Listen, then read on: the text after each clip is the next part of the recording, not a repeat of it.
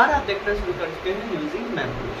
आपको बताते चले कि जिस तरह से जो है अभी बिहार में चुनाव मुद्दे चल रहे हैं। लेकिन एक खुलासा अभी हुई है, राहुल गांधी ने आज में एक बड़ा बयान दिया और कहते हुए नज़र आ रहे हैं कि जो है जितने भी हो रहे हैं सारा जो है घोटाले हो रहे हैं चुनाव को लेकर। और उन्होंने अभी कहा है कि जो है 40 प्रेजेंटेशन दिखाया जिसमें वो मुद्दे निकाल कर ला रहे हैं जो कि सच में सच है। आइए हम हमारे साथ जुड़े हुए हैं अमिताभ दास जी से जानने का प्रयास करते हैं। कैसे अच्छा हूँ आप कैसे हैं?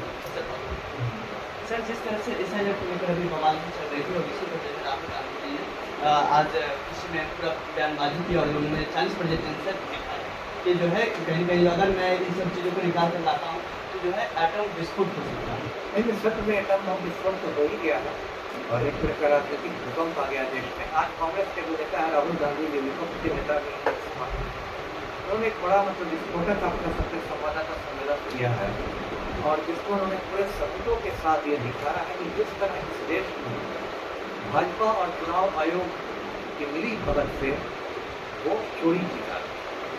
अब देखिए वो मैं बताता हूँ लोगों को कि अभी जो लोकसभा चुनाव हुए थे पिछले साल मई में, तो उसमें एक लोकसभा सीट है बेंगलोर सेंट्रल, हिंदी में उसको कहेंगे बेंगलोर मध्य, है ना।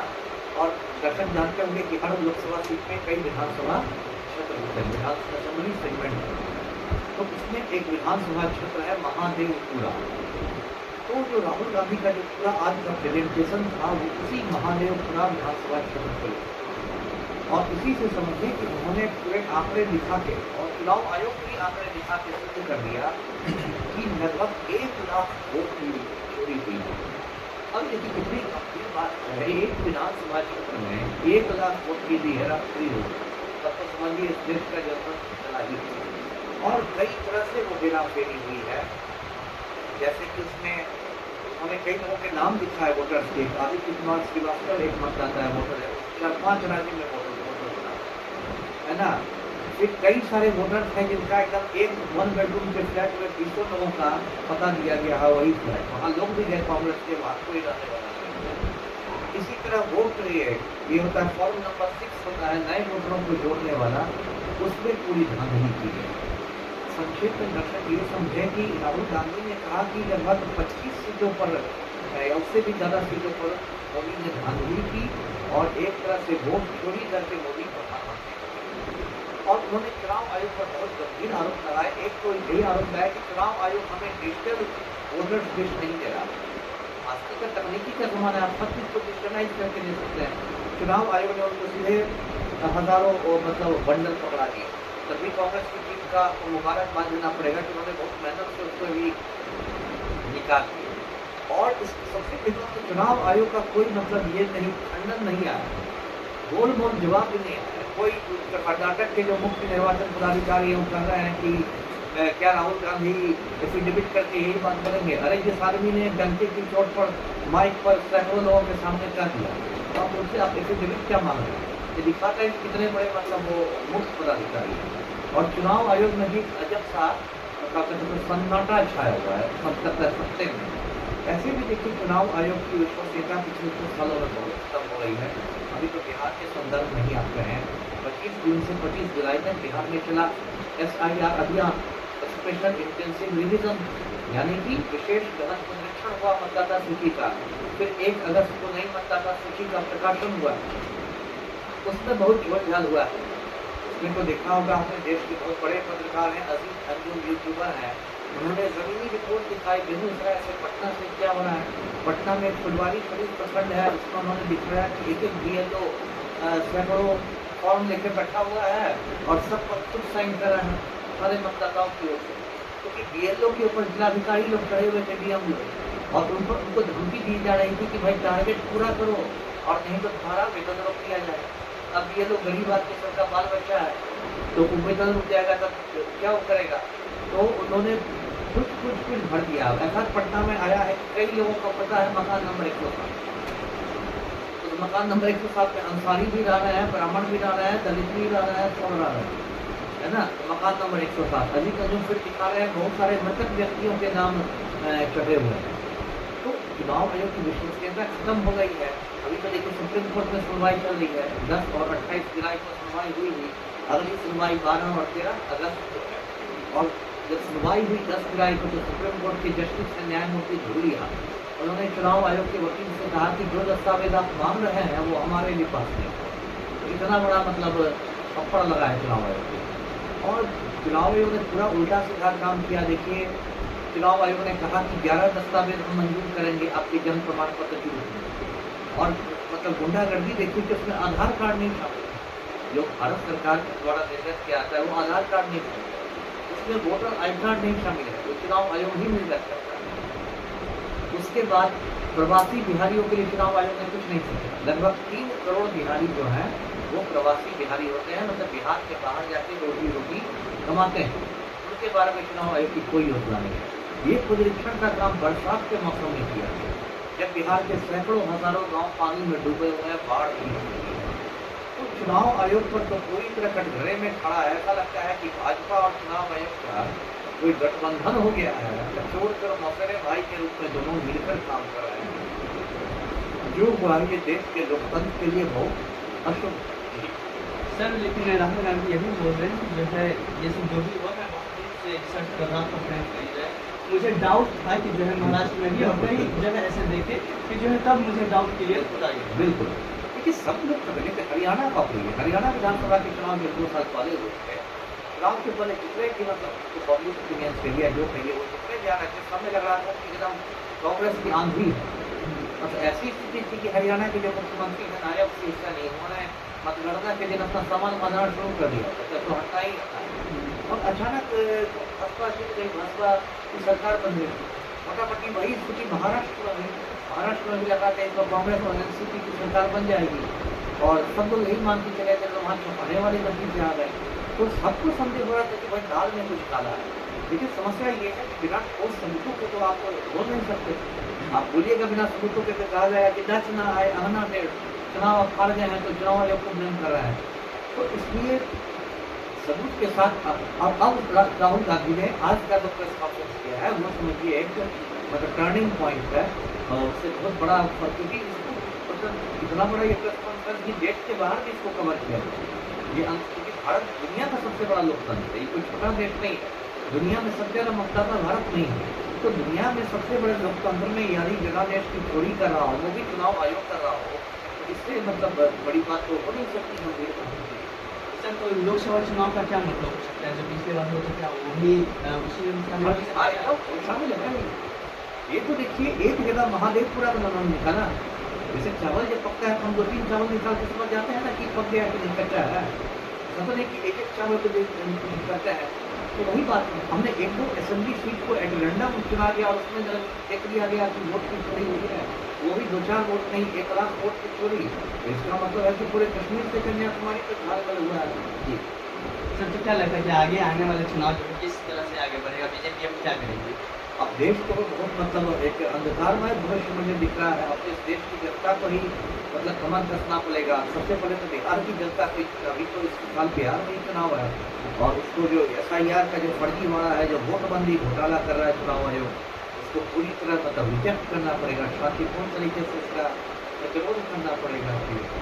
सर, लेकिन तेजस्वी यादव जी एक नंबर उनका दो निकलता, पहले तो बोलते हैं कि जो मेरा एक नंबर चुनाव कैसे लड़ेंगे, लेकिन जब निकल कर आता था 2-2 आता, तो इन सब चीज़ों पर क्या कहेंगे? ठीक है, मान लीजिए वो तो किसी को नहीं रखना चाहिए, तो खैर नहीं है, लेकिन मान लीजिए तेजस्वी यादव कटघरे में है तो क्या चुनाव आयोग कटघरे में नहीं? लेकिन निर्गत किसने किया? राबड़ी देवी ने तो नहीं निर्गत किया, लालू ने तो नहीं निर्गत किया था, चुनाव आयोग ने निर्गत किया था। इसका तो यही मतलब है ना कि चुनाव आयोग के जो अधिकारी हैं, कर्मचारी हैं, भांग की ड्यूटी करते हैं, भांग की तरंगों में रहता है ना।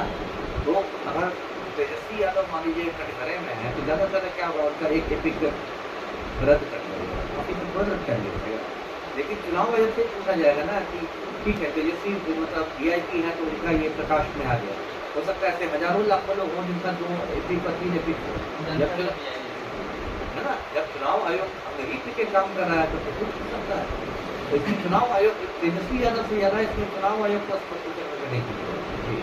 सर, तो इसका मतलब क्या निकल कर आ रहा है? चुनाव आयोग क्या नहीं करता है? जब हमेशा 2 पिक नंबर आ रहा है, फिर दूसरा से जो है कहीं राहुल गांधी जैसे व्यक्ति जो है इन सब चीज़ों को निकाल कर ला रहे हैं, तो इसका निष्कर्ष क्या निकल कर आ रहा है? चुनाव आयोग पर एक ब्लेम निकल कर आ रहा है कि जो है बीजेपी से मिले हुए हैं। क्या सच में इससे निष्कर्ष निकल कर आता है कि वो सच में ऐसा है? क्या? 100% चुनाव आयोग भाजपा का पालतू कुत्ता बन के काम कर रहा है। मैं तो स्पष्ट शब्दों में कह रहा हूँ कि चुनाव आयोग भाजपा का पालतू कुत्ता बन गया है। भाजपा के कहने पर भौं करता है, भाजपा के कहने पर कुछ करता है।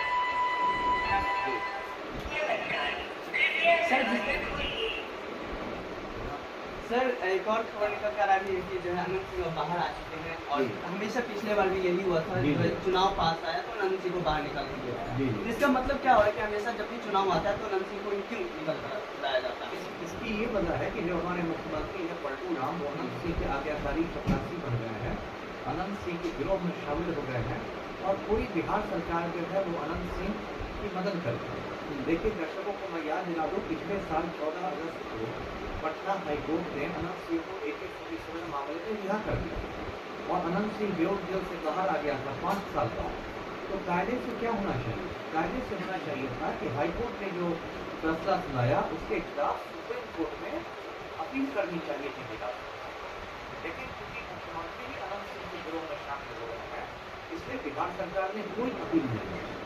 तो अभी जमानत भी इसलिए हुई होगी क्योंकि पुलिस ने कमजोर केस डायरी लिखी होगी या सरकारी वकील ने जमानत का जमकर विरोध नहीं किया होगा।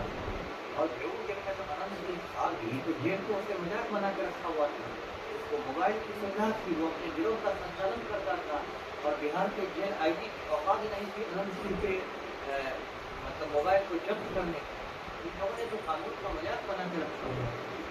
इलेक्शन में ही क्यों सर? पिछले बार भी इलेक्शन में ही ऐसा हुआ, फिर अभी भी इलेक्शन में ही क्यों? पहले भी तो आ सकते थे ना। ठीक है, चुनाव के समय बाहुबलियों की गुंडे मवालियों की ज्यादा पूछ होती है। पिछले साल भी जब मई में लोकसभा चुनाव थे तो दर्शकों को याद होगा कि मुंगेर में ललन सिंह की हालत पतली हो गई, तो अनंत सिंह को 15 दिनों के पैरोल पर छोड़ दिया गया और वजह बताई गई थी कि अनंत सिंह जमीन का बंटवारा करेगा। मैंने उस समय भी सवाल किया था कि जमीन का बंटवारा ही करना है तो 4 जून के बाद भी बंटवारा हो सकता है, मतगणना के बाद भी बंटवारा हो सकती थी, वोटों की गिनती के बाद। लेकिन क्योंकि उद्देश्य था कि ललन सिंह की मदद करे अनंत सिंह, इसलिए इसको 15 दिनों के लिए पैरोल पर छोड़ा गया और इसने बाहर आते ही कहा कि मतलब ललन सिंह 5 लाख वोट से जीतेंगे। स्पष्ट था कि जमीन का बंटवारा तो आपको करना नहीं था, आपको ललन सिंह की मदद करनी थी। तो देखिए पूरे बिहार में माफिया राज है और आम लोगों पर सर्जिकल स्ट्राइक हो रहा है। तो क्या लगता है कि अनंत सिंह को बाहर आने से जो है चुनावी मुद्दे जो भी हैं क्या वो बदल जाएंगे? नीतीश कुमार का जो आने की संभावना है क्या और बढ़ जाएगी क्या? देखिए क्या सारी बात अनंत से इतना बड़ा नेता नहीं है कि वो पूरे बिहार के खिलाफ होता है। मोकामा में थोड़ा बहुत इसका असर है, थोड़ा बहुत कुछ ऐसा बढ़िया होता है। और अब तो अनंत सिंह की स्थिति इसलिए भी पक्की हो गई है कि अनंत सिंह के विरोध में एक महागठबंधन तैयार हो गया है, जिसमें सोनू सिंह है, मोनू सिंह है, मोकामा का ललन सिंह है, अशोक महतो है, सूरज भान है, ये लोग है। और अनंत सिंह ने तो अब इतना खौफ सुना गया है सोनू मोनू का। अभी हाल में अनंत सिंह ने 3 करोड़ रुपए की बुलेट प्रूफ गाड़ी खरीदी है ना, टोयोटा की लैंड क्रूजर गाड़ी। देखिए जान सबको प्यारी होती है, अब छोटे सरकार हो या मोटे सरकार, जान सबको प्यारी। सोनू सिंह और मोनू सिंह के घर से अनंत सिंह वाला बुलेट प्रूफ गाड़ी नहीं।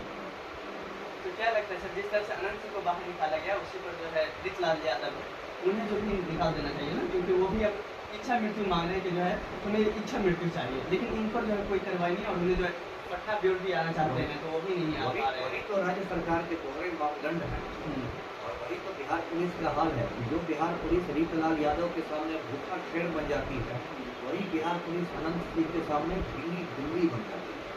तो रीतलाल यादव से मुझे कोई सहानुभूति नहीं है, वो दानापुर का विधायक और क्रिमिनल है, लेकिन जो शक्ति रीतलाल यादव पर दिखाई जा रही है वही शक्ति तो अनंत सिंह को भी दिखानी चाहिए। लेकिन ये जो सरकार की मतलब दोहरी नीति है ये गलत है। उन्हीं तो बाहुबली है ना। हाँ बिल्कुल वही, लेकिन बाहुबलियों के उसमें फर्क है क्योंकि रीतलाल यादव विपक्षी पार्टी में राजद में है तो उसको परेशान किया जा रहा है, लेकिन अनंत सिंह जो कि पलटू राम का बॉस है इसलिए उसके खिलाफ कुछ नहीं हो रहा है। कहा जाता है कि बीजेपी और जदयू जो है अपराधियों के खिलाफ रहती है, इसलिए आप अपराधियों को भी शामिल करें। नहीं किसने कहा कि जिसमें तड़ीपार होम मिनिस्टर बना हुआ है, ये मैं आपको भाजपा नेता की तस्वीर दिखाता हूँ। ये सुनील पांडे है, ये भाजपा का नेता है, वरिष्ठ राम भक्त है। इसका बेटा तरारी से भाजपा का विधायक है विशाल प्रसाद। और दर्शक इस तस्वीर में देख रहे हैं सुनील पांडे हाथ में AK-47 राइफल लिए हुए। ये AK-47 राइफल जो है एक प्रतिबंधित हथियार है, कोई भी व्यक्ति ये हथियार नहीं रख सकता। फिल्म अभिनेता संजय दत्त के पास AK-56 बरामद हुआ था, तो मुन्ना भाई 2-3 साल तक जेल में रह गए। तो कायदे से सुनील पांडे के घर पर भी रेड होना चाहिए और इसका AK-47 जब्त होना चाहिए। लेकिन बिहार के IAS और IPS अधिकारी मर्दाना कमजोरी के शिकार हो गए हैं, इसलिए उनकी औकात नहीं है सुनील पांडे के घर पर रेड करवाने की। जी।